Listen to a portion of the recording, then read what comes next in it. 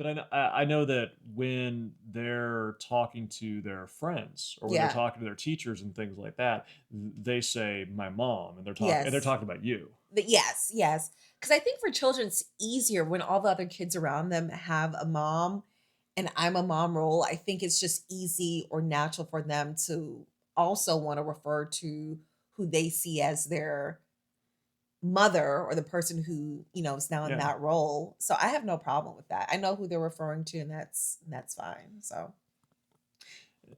Now, when you kind of looked forward at this role for yourself, and being the stepmom, to these kids, does your experience match up with what you expected to experience, or how's it different? I don't know. It was such a unique role that I was coming into. I don't know exactly if I had expectations. I don't know if I knew what to expect, which Yeah. made me a little anxious or nervous. So I don't know if I exactly had an expectation because I didn't have any friends or anybody really to help me kind of navigate, I think, this role or to set up expectations for me. So I really didn't know what to expect. And that made me a little fearful or anxious. So whether it lived up to my expectations, there was none because I didn't know how to really navigate it. I do know there were certain things coming into this role that made me that sometimes bothered me. For example, I remember my residency, I was sitting down and one of the faculty members met you and the babies, Mhm. the 7 and the 6-year-old, at like a local residency get together. And I don't know what came up, or I think he was saying it was nice to meet you guys. And I think he was inquiring about like what is the family dynamics because he was like, well, I know those are not your kids, right?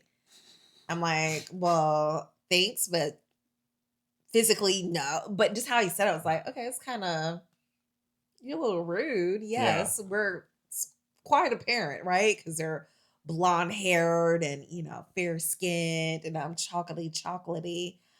So little things like that. I'm like, okay, well, duh. So, but thanks for verbalizing that. So little things like that sometimes I think would annoy me. Um, But but you adopted the kids, I so did. even though they're not biologically your kids, they're your kids. Yeah, and that's I think where it bothered me because I'm like, yes, I'm aware on a physical aspect DNA that didn't really need to be said. I think in that instance, it's Right. like, thanks for the obvious. Right.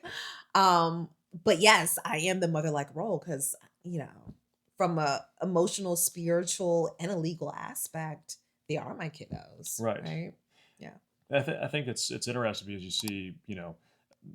see a lot of white couples running around with like kids they've adopted from Africa or things like Or that, Asia, yeah, or Asia, right? yeah, And that's not so out of the norm for people, especially I see like a lot of people in the church community and things yeah, who tend to adopt kids from other countries yeah. like that.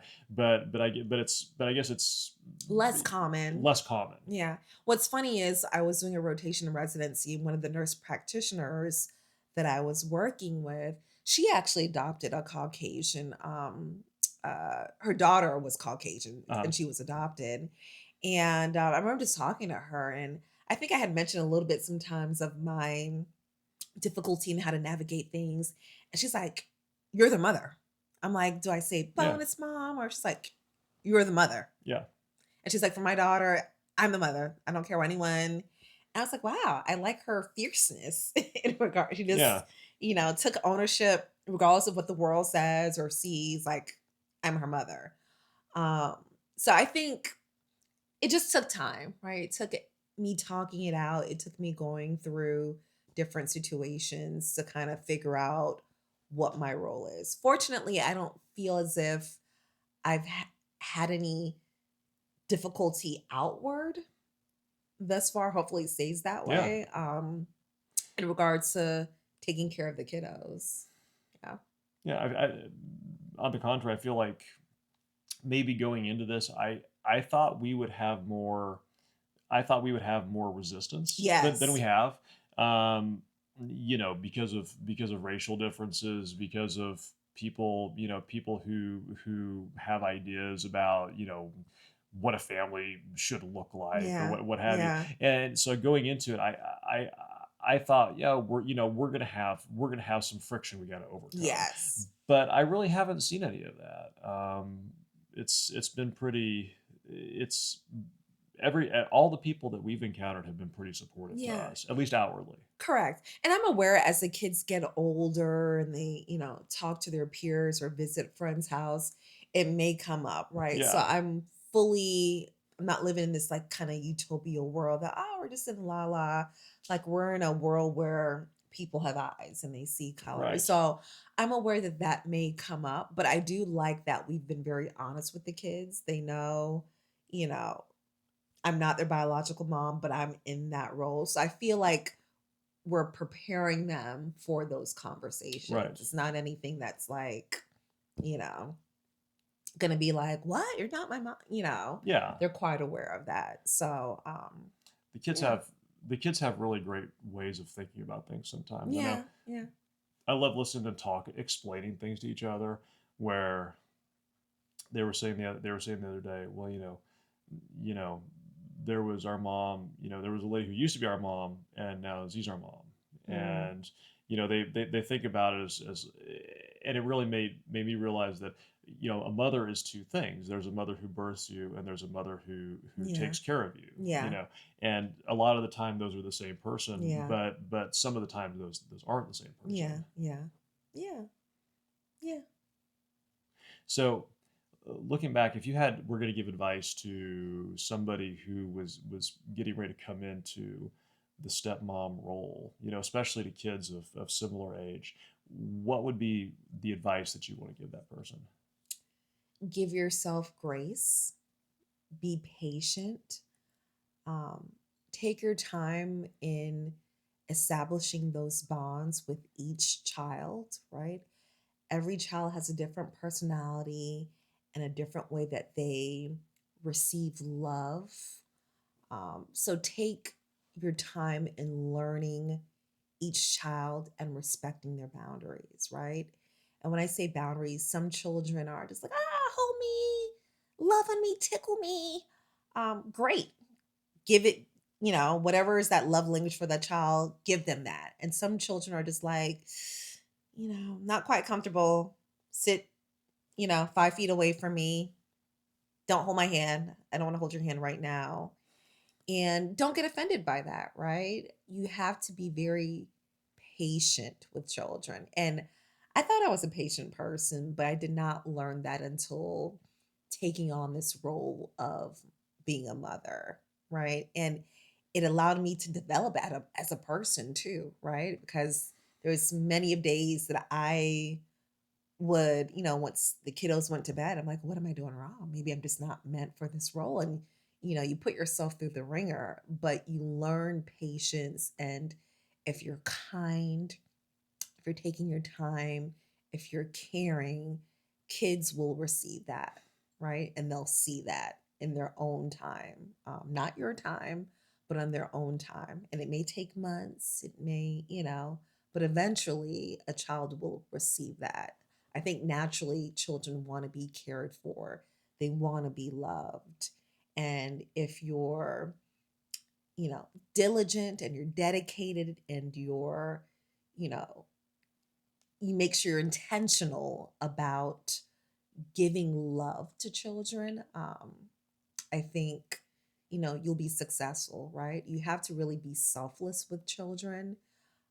They're going to hurt your feelings sometimes, many times. They will hurt your feelings, but they are children, right? They're learning the world around them, you know.